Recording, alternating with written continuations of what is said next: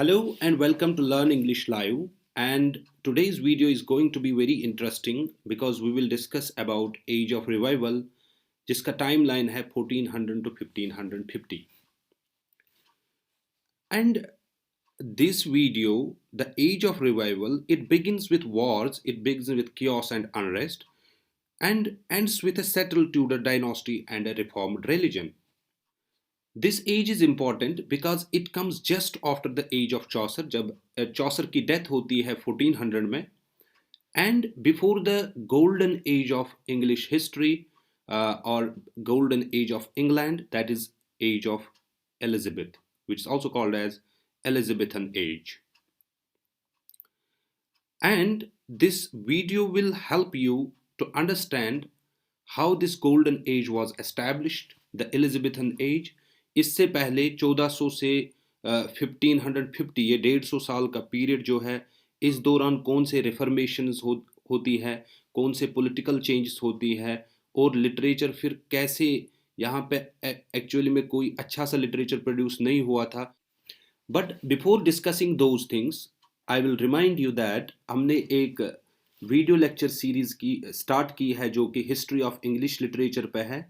We will start from old English literature till modern English literature and post-modern, and we have started these lectures in an orderly fashion.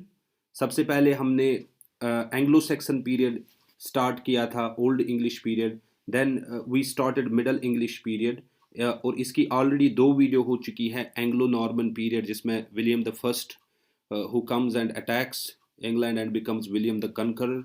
उसके बाद as of Chaucer जिसमें हमने Chaucer के works, Canterbury tales और बाकी 100 Years War and other minor works जिनको हमने discuss किया था. और आज की जो वीडियो है it will be about age of revival. So what we will discuss actually in age of revival, the time was one of the general decline in literature. इसमें कोई अच्छा सा literature produce नहीं किया था because the reason was this war of roses which destroyed many of the patrons of the literature.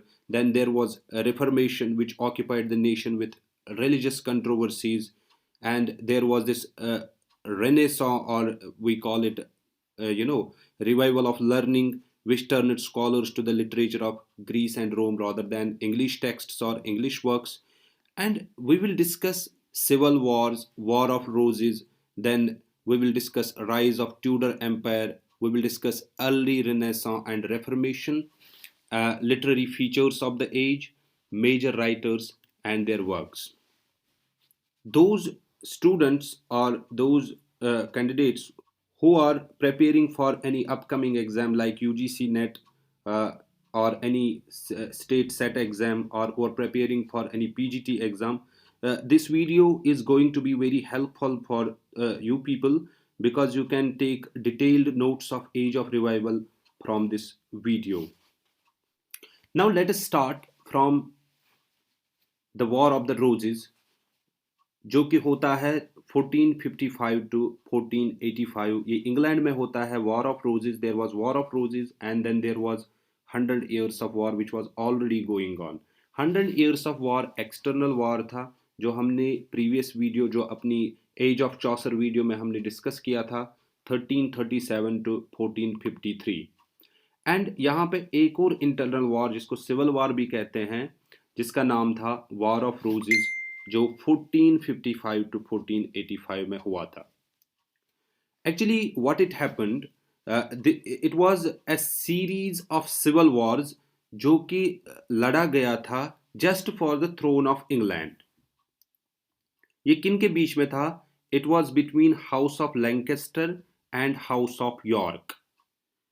House of Lancaster, ये जो houses दो थे, House of Lancaster and House of York, these were actually 2 branches of the royal house and were related through King Edward III. तो ये 2 branches of house throne के लिए लड़ रहे थे. इसको वॉर ऑफ रोजेस क्यों कहा जाता है? बिकॉज जो इनका सिंबल था, हाउस ऑफ लैंकेस्टर का था red rose and house of York का था white rose. And it was between Henry Tudor, that is Henry VII, and Richard III. This is the symbol which is on the right top. Red rose Lancaster rose कहलाता था, and जो white rose है it was York rose. So why this actually this war of roses happened, because England जो था ये already बहुत कमज़ोर हो चुका था. There were many problems. uh, पैसे की बहुत प्रॉब्लम थी due to war, 100 years war, and there were problems with feudal system, which were other causes behind this civil war. And there was also जो उस टाइम के बादशाह थे Henry sixth, जिनका रूल उतना स्ट्रांग नहीं था. एंड एट द एंड जो क्या होता है यहाँ पे, ट्यूडर्स थ्रोन पे आ जाते हैं, because there is this battle of Bosworth, जिसमें हेनरी ट्यूडर डिफीट करता है रिचर्ड थर्ड को इन 1485. इस तरह से वॉर ऑफ रोजेस जो है ये खत्म होता है एंड स्टार्ट होता है ट्यूडर डायनास्टी. जो हेनरी सेवेंथ है ये डिफीट करता है रिचर्ड थर्ड को, and here begins the Tudor dynasty. And it is said that जो हेनरी सेवेंथ थे, he has the blood of both the house of York and the house of Lancaster. Why so? क्योंकि जो Henry seventh थे ये Lancaster family से belong करते थे, और जो एलिजाबेथ यॉर्क जिनके साथ इन्होंने शादी की वो एक्चुअली एडवर्ड थर्ड जो थे, उनके बेटी के साथ उनकी शादी हुई, दैट इज एलिजाबेथ यॉर्क. तो यहाँ पे दोनों फैमिलीज अब मिल गए. नाउ जो अब इनके ऑफस्प्रिंग्स आएंगे, that will be having blood of both house of York and house of Lancaster. तो इन्होंने अपना एक रोज डेवलप किया which is called as Tudor rose, जिसमें रेड कलर भी था एंड वाइट कलर भी था. अब हाउस ऑफ ट्यूडर जो था, ट्यूडर डायनास्टी, इन्होंने 5 सॉवरेन्स इंग्लैंड को दे दिए. नंबर 1 इज हेनरी सेवंथ, जिन्होंने लड़ाई जीती थी अगेंस्ट रिचर्ड थर्ड, एंड इन्होंने जो रूल किया 1485 टू 1509. देन हेनरी एट्थ जो इनके बेटे थे विथ एलिजाबेथ, वो थे 1509 to 47. And then Henry eighth के 3 children, that is Edward six, Mary one and Elizabeth one. So we will discuss in detail about these. This is Tudor dynasty. On top Henry VII and then his son Henry VIII. फिर Henry VIII actually he ये 6 शादियां करता है, because इसका जो है बेटा नहीं होता है. Because of that reason he marries 6 times. And इसके बाद आते हैं Mary one, Elizabeth one and Edward VI.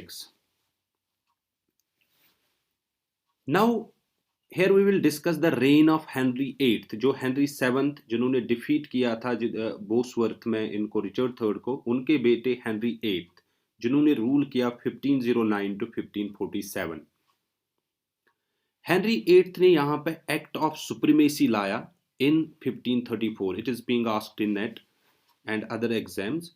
So what actually क्या हुआ था एक्ट ऑफ सुप्रीमेसी, इससे इन्होंने पोप का जो इख्तियार है उसको ख़त्म किया, और यहाँ पे जो किंग था इसको माना गया supreme head of the church of England. And this act also required loyalty from English subjects to recognise his second marriage to Anne Boleyn. Anne Boleyn के साथ ही शादी पोप नहीं करने देता, जो इसकी सेकंड मैरिज होती है, क्योंकि कैथोलिसिज्म में क्या था कि आप दूसरी शादी ऐसे नहीं कर सकते हो. तो इन्होंने एक्ट ऑफ सुप्रीमेसी ला के जो इंग्लैंड का किंग था, इंग्लैंड के किंग को इन्होंने उस चीज का इख्तियार दिया, उसको सुप्रीम बना दिया. Then we will discuss Anglican church. In Anglican church जो थे, हेनरी एट्थ ने स्टार्ट किया इस प्रोसेस को कि हम चर्च ऑफ इंग्लैंड बनाएंगे, जो कैथोलिक चर्च से बिल्कुल अलग था. It was split with pope in 1530. Now Edward sixth, ये थे son of Henry eight and Jane, जो इनकी एक और वाइफ थी. ये कैथोलिक होते हैं and he dies at the age of 15। इनका जो रूल रहता है एडवर्ड सिक्स का, it is just for 6 years, 1547 to 1553। Then we have Mary one, जिनका रूल है 1553 to 1558, और ये डॉटर है of Henry eight and Catherine. Mary one is also known as bloody Mary because she reinstated Catholicism and executed Protestants। जो Mary one थी ये खुद Catholic थी और इन्होंने प्रोटेस्टेंट्स के साथ बहुत ज़्यादा जुल्म किया। यहाँ पे अक्सर लड़ाई होती थी बिटवीन प्रोटेस्टेंट्स एंड कैथोलिक्स, तो इन्होंने उनको बेतहाशा मारा। That is why Mary one is also called as bloody Mary. Then we have Elizabeth first, जिनका रूल है, जिसको गोल्डन एज भी कहा जाता है। इनका रूल है 1558 to 1603 and she was the daughter of Henry eight and Anne. ये खुद प्रोटेस्टेंट थी मगर ये बहुत ही बैलेंस्ड थी, और इन्होंने चर्च ऑफ इंग्लैंड जो है उसको फिर से कायम करा दिया in 1559 and she is also known as queen of the golden period। She is called as queen of the golden period।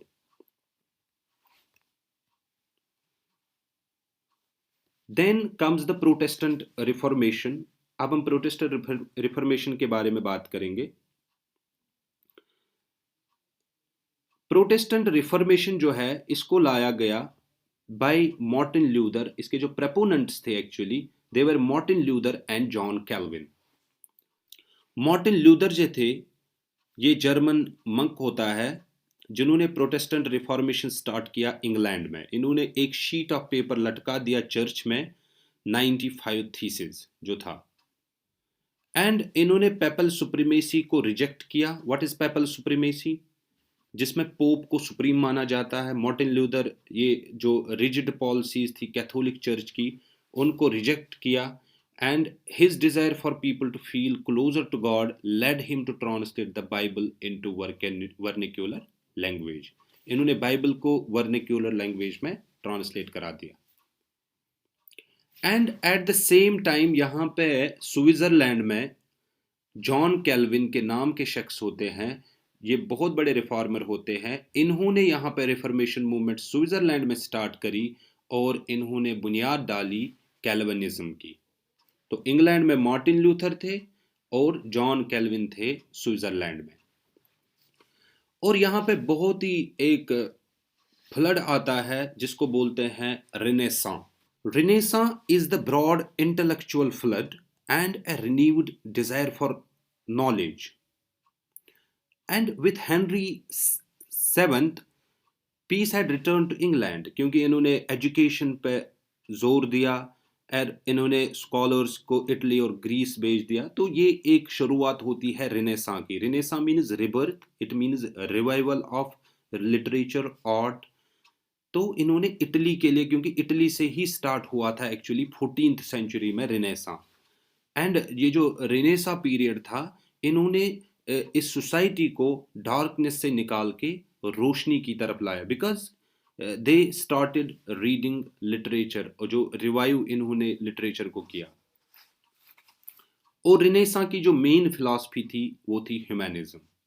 Italy इस टाइम हब था classical works, art and philosophy. That's why जो Henry seventh थे इन्होंने जो scholars है उनको Italy और Greece भेज दिया। और यहाँ पे इंग्लैंड में अब बन चुका था Oxford, home of Greek studies. तो डियर फ्रेंड्स, जो ह्यूमैनिज्म है ये एक फेमस टर्म है रिनेसां की, और इसमें एंशंट लिटरेचर को पढ़ा जाता था जो क्लासिकल एरा के थे। And mostly they would study Latin, क्योंकि उस टाइम की जो वर्क्स थे वो लैटिन में थे।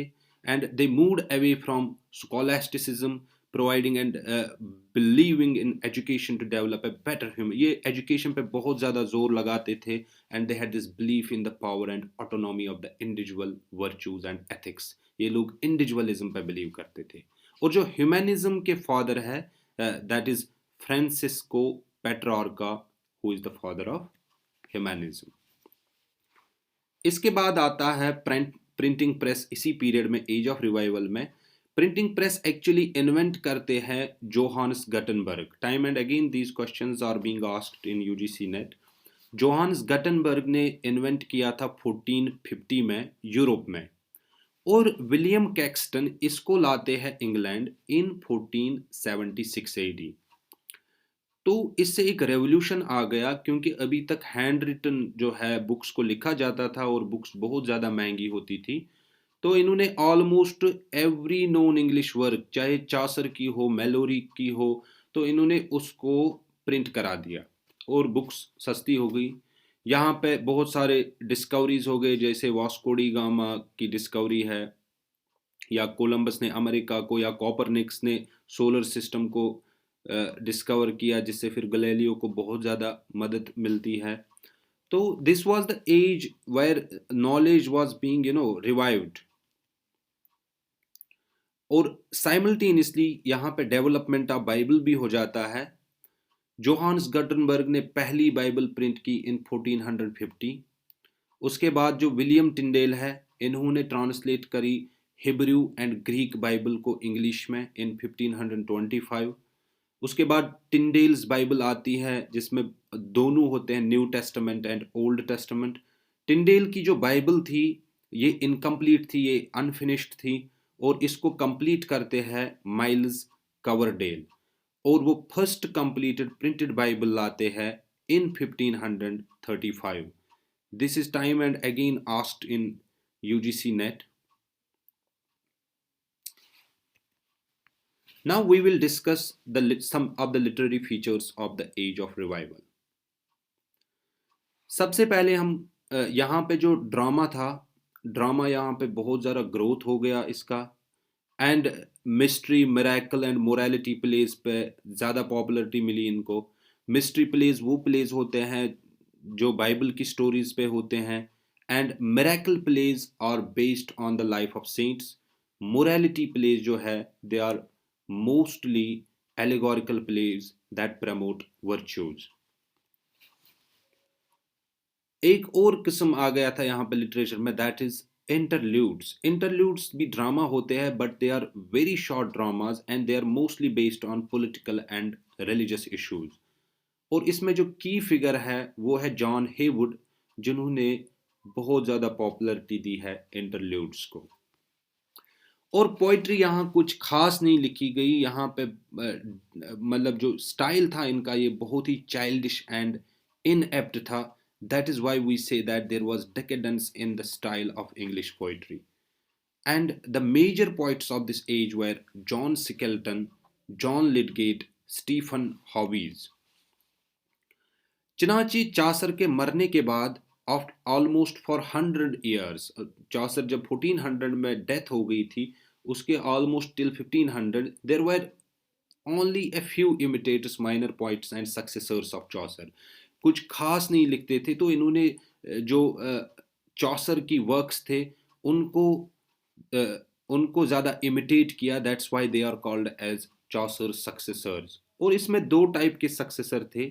वन इज इंग्लिश चौसेरियंस, जो इंग्लैंड से बिलोंग करते थे। Another group is Scottish चौसेरियंस।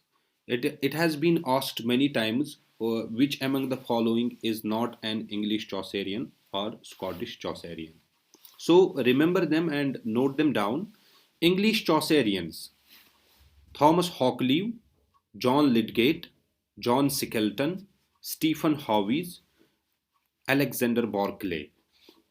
Then we have Scottish Chaucerians, जिसमें आता है James one, William Dunbar, Gavin Douglas, Robert Henryson and David Lindsay.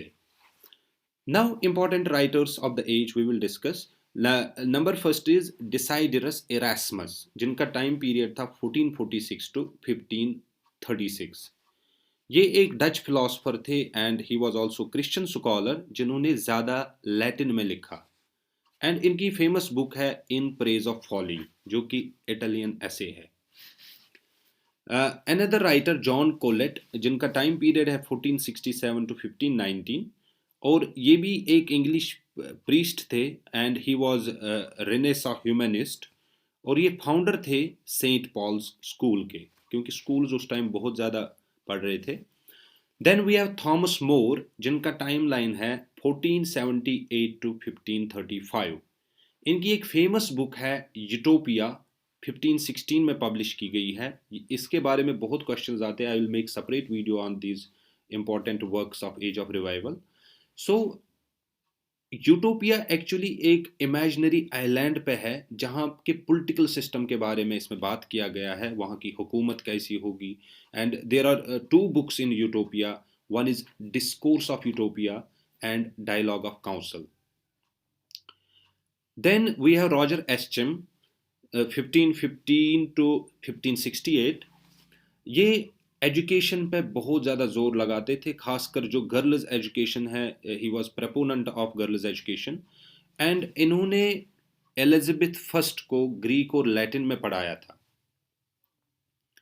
And he was didactic writer. इनकी फेमस बुक्स है Toxophilus and the schoolmaster. और Thomas Wyatt 1478 to 1535, जिन्होंने introduce किया Petrarchan sonnet. Sonnet is actually a 14 line song. And Henry Howard, जिसको Earl of Surrey के नाम से भी जाना जाता है, इन्होंने ब्लैंक वर्स को इंट्रोड्यूस किया। And he is famous for his translation of Virgil's Aeneid. And then we have important female writers of the age. They are Christine de Pizan, who is the first female writer. Then we have Marjorie Kemp, जिन्होंने लिखी है The Book of Marjorie Kemp. And then we have Julian Norwich or Mother Julian, जिन्होंने लिखी है 12 Revolutions of Divine Love. So this is all about Age of Revival. We will bring some more videos on Age of Revival because we have to discuss certain things, some important points, and we will also discuss the previous year questions being asked in Age of Revival. That will be a separate video about works and previous year questions. uh, Kindly, if you like the video, do subscribe and share. Also press the bell icon so that you don't miss any update. Keep growing and happy learning. Thank you.